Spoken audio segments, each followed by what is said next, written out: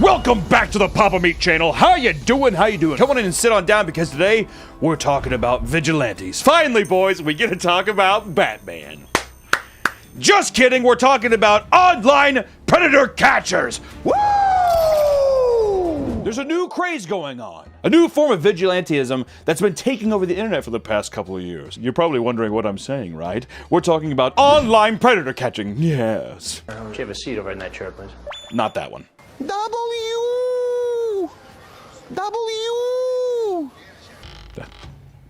That one. These self-proclaimed vigilantes go online and perform basically street justice to these predators. It's just funny content. It's online predators, online pedophiles, getting basically pranked. Prank YouTubers have basically found a new niche of people to prank, and it's really hard to get mad at them because the unsuspecting victims are all predators. You almost want them to keep going farther and farther. It's a very weird feeling. But today I just want to focus basically on one vigilante known as Vitaly. I'm basically saying my right hand, like, so when I'm lonely, I just jerk off, get it, ha. He's a former YouTuber with a disturbing past, but he has rekindled his online fame and has won the hearts of many. Get away from me. Are you really gonna knock me out with your flashlight? With basically, childish games. It's the only thing I can say to these online predators. It's basically schoolyard bullying at its finest, and it couldn't be funnier. This new venture has put him into a new heap of trouble. But he's not the first of these vigilantes to get a taste of the dark side. But in fact, the very show that this is all inspired by took kind of a similar fate in the past. I'm of course talking about To Catch a Predator. Why don't you have a seat? Why don't you have a seat? Some of those old clips, dude, are just so f***ing funny.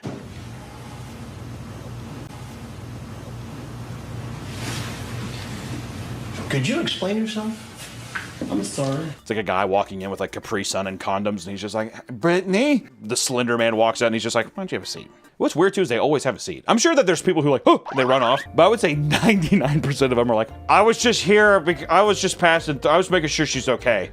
What were you gonna do with the football? I remember there was like one of a guy either in a wheelchair, or he was like in those like Walt Jr. stilts.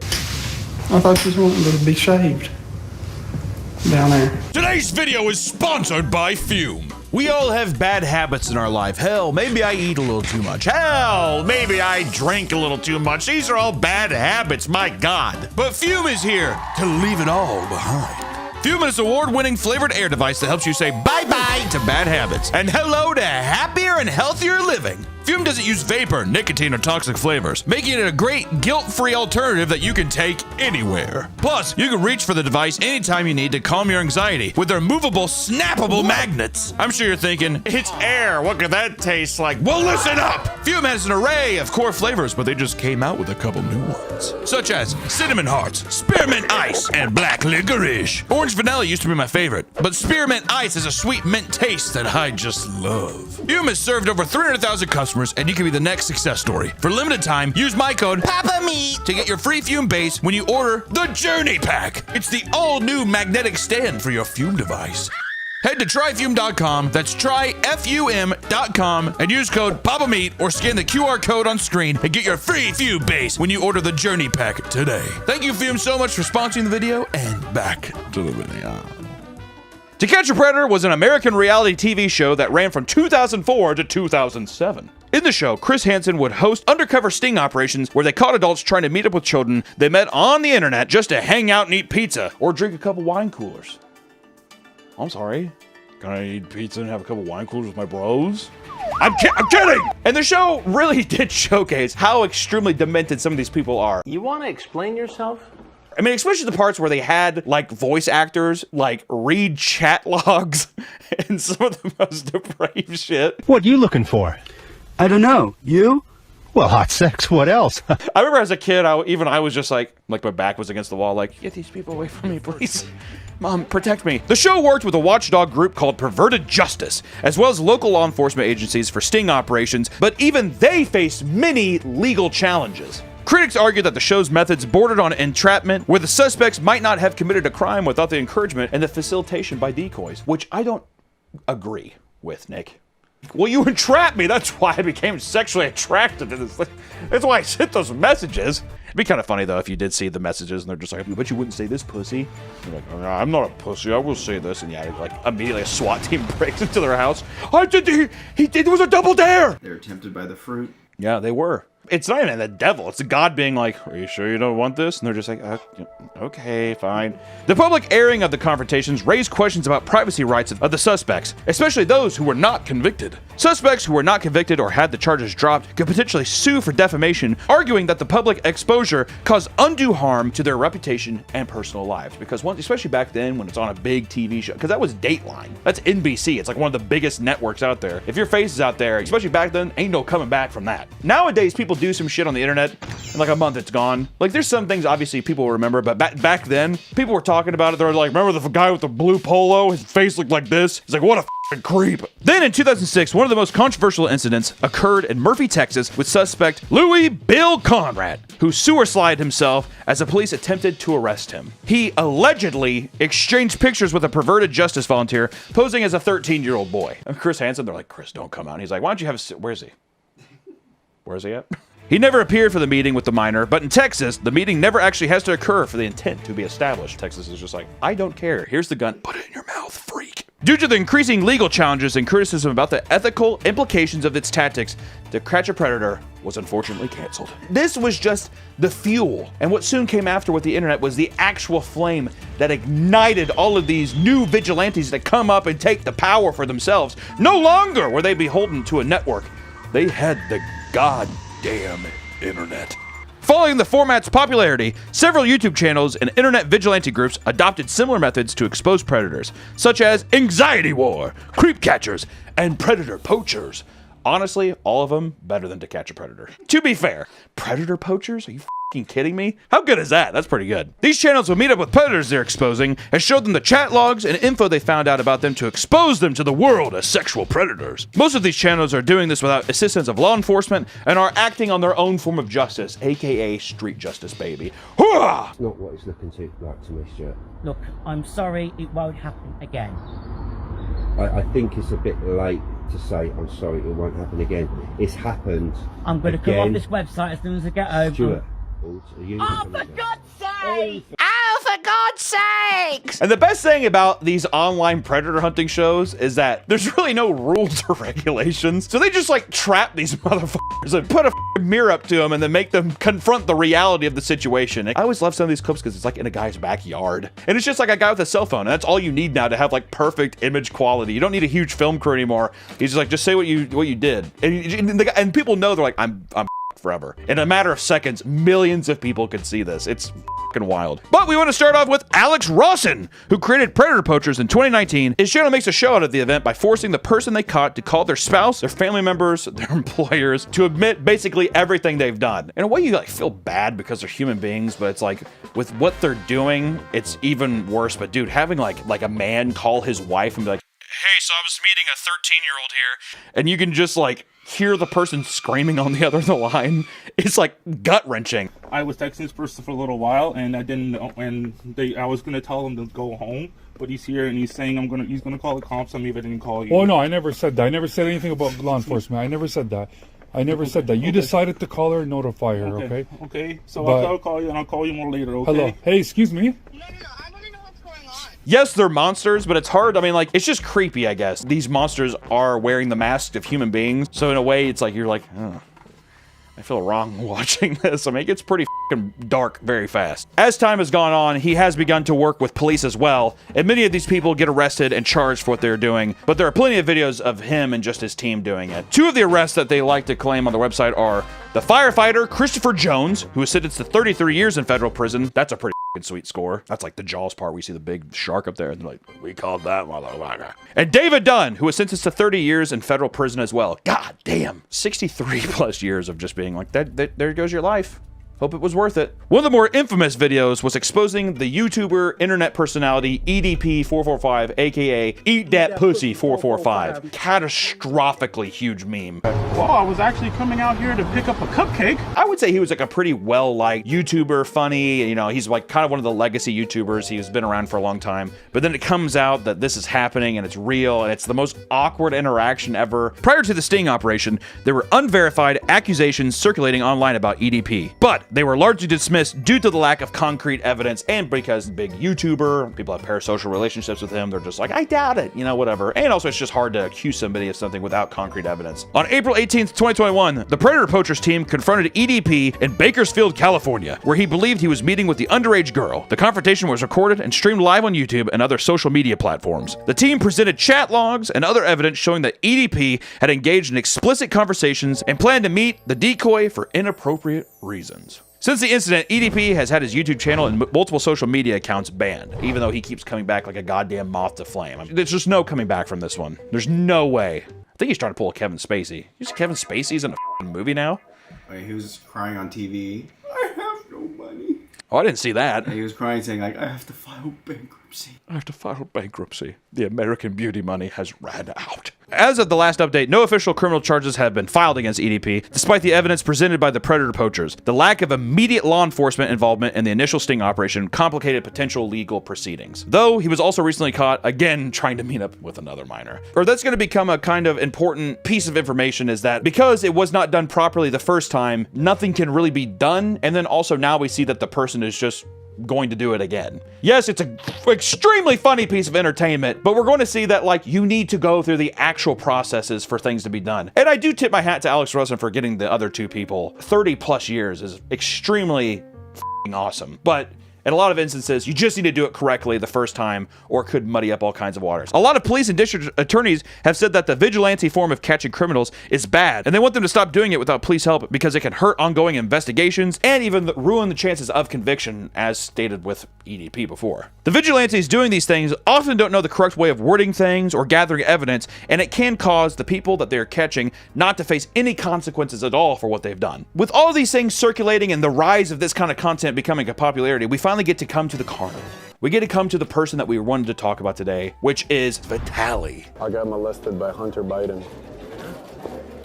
I got molested by Hunter Biden.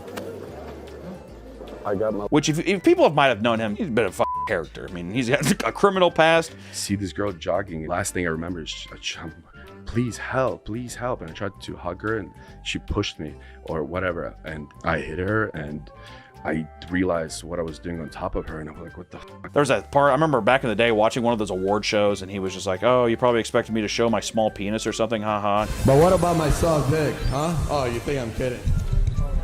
I feel like Taylor Swift. I don't know, the guy is he's been around the internet for a long time, but essentially he is ex-prank YouTuber who has fallen off, but now has seen this huge rise in popularity and notoriety with his show Predator Takedown. And his tactics and practices have been hit with a huge wave of controversies recently. I want to say right now, it is extremely dangerous, it's crazy, it's irresponsible, but my God, is it entertaining. There's no, I mean, it's like the same kind of shit with like Jackass or something. You're like watching somebody do something horribly wrong, but you just know who he's doing it to, and it just makes it just kind of like, I mean, it just makes it pretty great, honestly. He's not involved with the police at all. There is no actual legal system that goes into this. It's like public executions in a weird way is what it feels like. I know Alex Rosen has done live streams, but a lot of these online predator hunting shows are videos that are recorded and then edited and, you know, put down to a plate that you can, you know, easily consume. Vitaly's is just hours and hours of streaming and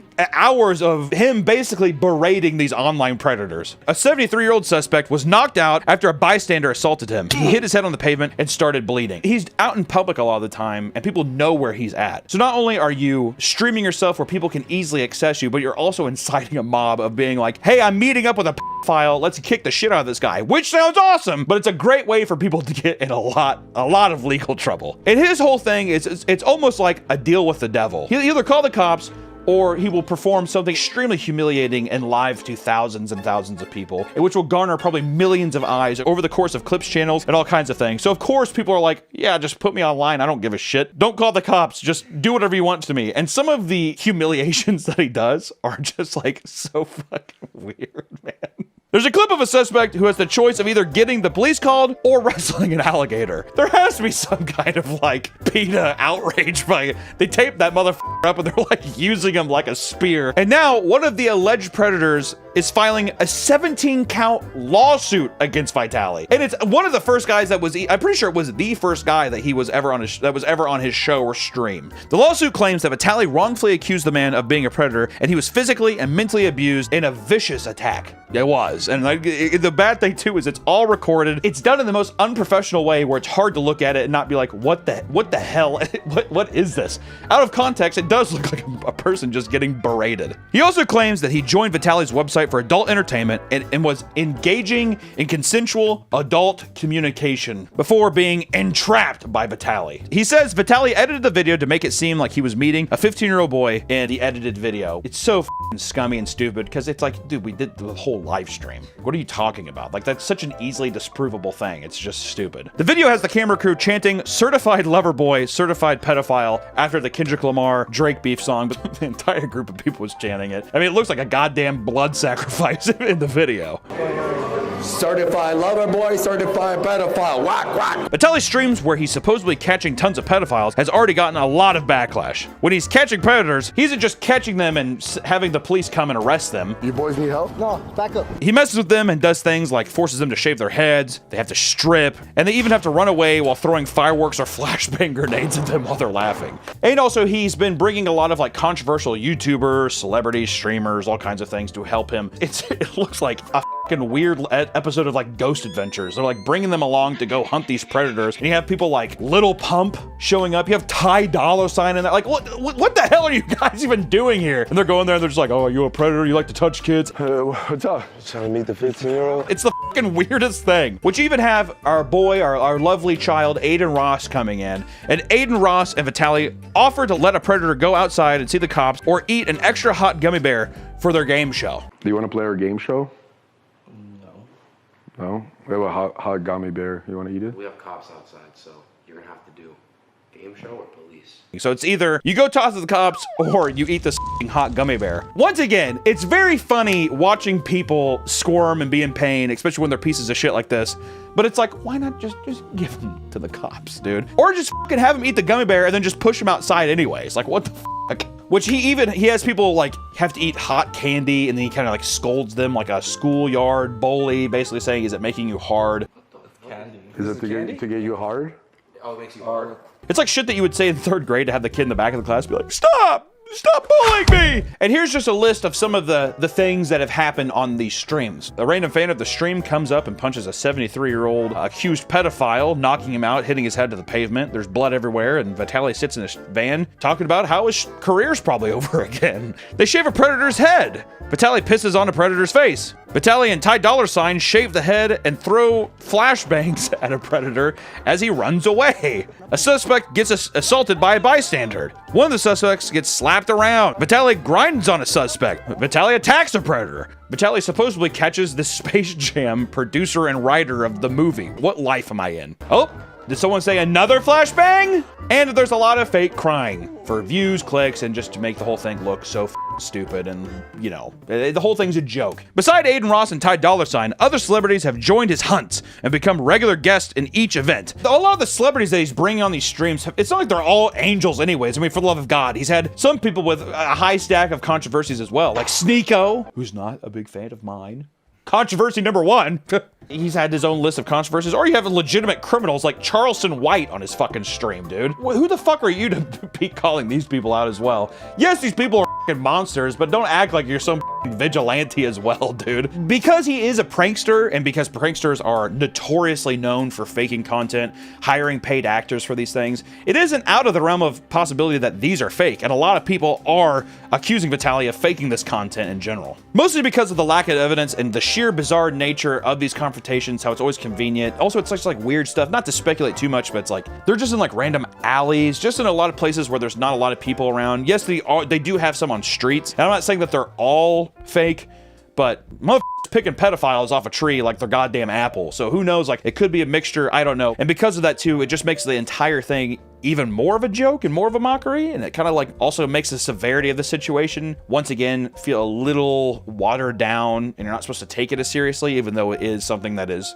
extremely disgusting and gross, dealing with these fucking predators and these monsters. And the biggest problem is that Vitaly is creating entrapment scenarios and loopholes and like dirtying up evidence. Yes, it's funny and entertaining, but he's not really doing anything to actually give more justice to these people. That like the justice is never really served. Yes, it's humiliating. If they're not behind bars, how many of these people will do it again? And I would have to say almost all of them, if not all of them, would do this kind of shit again if it is real. And I mean, even the way of like them saying like, well, we're doing this, you know, because it's going to be evidence to use in court. But like almost all the interrogation tactics and all the things that they do to get these convictions are completely unusable. You have to ask yourself, why is this bad? God damn it, I can't say enough that it's funny and it's good that people are being exposed. If this is real, it is good. At the end of the day, predators get away. These people, the fucking degenerates, do get away. Yeah, they get humiliated for a second, and yeah, their face is out there.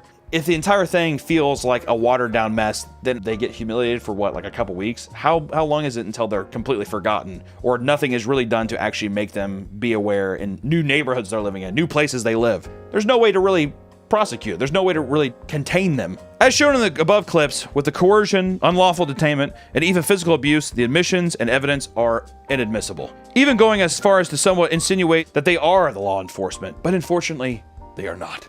They're just big online bullies who have a pretty funny game show. It's just things where it's like you also have the potential of ruining someone's life by being on one of these things when maybe they're not supposed to be there, because we just don't know. We don't know the legality, and we don't know the legitimacy of anything that's going on in front of us. We just have to believe a man who has historically been a fraud. I mean, I know, you know, he's been a sketchy guy. So what Vitaly is doing is a double-edged sword at the end of the day. Yes, you're humiliating people, and yes, it is enthralling content of watching disgusting human beings kind of get what they deserve. But at the same time, you're also not treating the justice system fairly. And yes, it is. I'm not going to go into the semantics of how fucked our justice system is and how unfair a lot of things are. But at the same time, it's the only way for us to play the game to actually put these people behind bars, which is extremely important.